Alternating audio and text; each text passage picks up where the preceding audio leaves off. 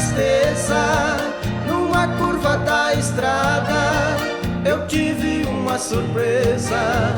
Uma loura encantadora, bonita por natureza, me pediu uma carona.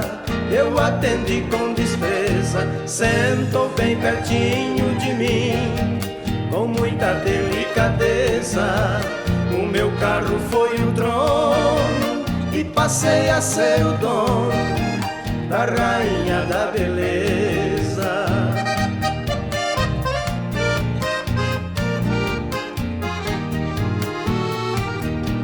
Foi o dia mais feliz que meu coração sentiu, mas meu mundo encantado de repente destruiu.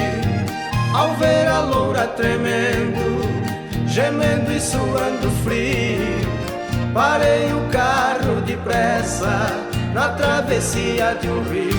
Enquanto eu fui buscar a água que tão triste ela pediu, ouvi cantar os pneus e me dizendo adeus.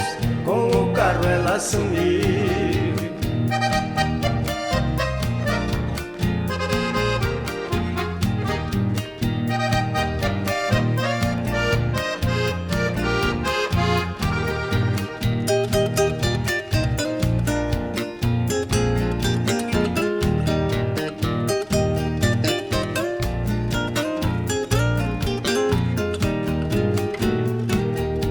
Somente um bilhetinho na estrada eu encontrei, e quando acabei de ler, emocionado eu fiquei.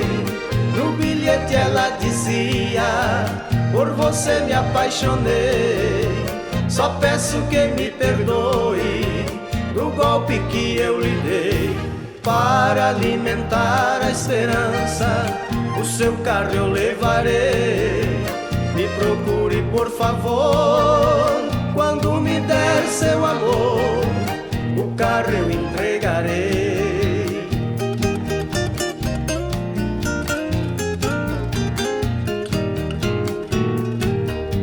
Quem estiver me ouvindo, preste muita atenção. O meu carro não tem placa, mas vou dar a descrição. É branco e tem uma loura charmosa na direção. Dou o carro de presente a quem fizer a prisão. Por ela ter roubado o carro, já dei a absolvição.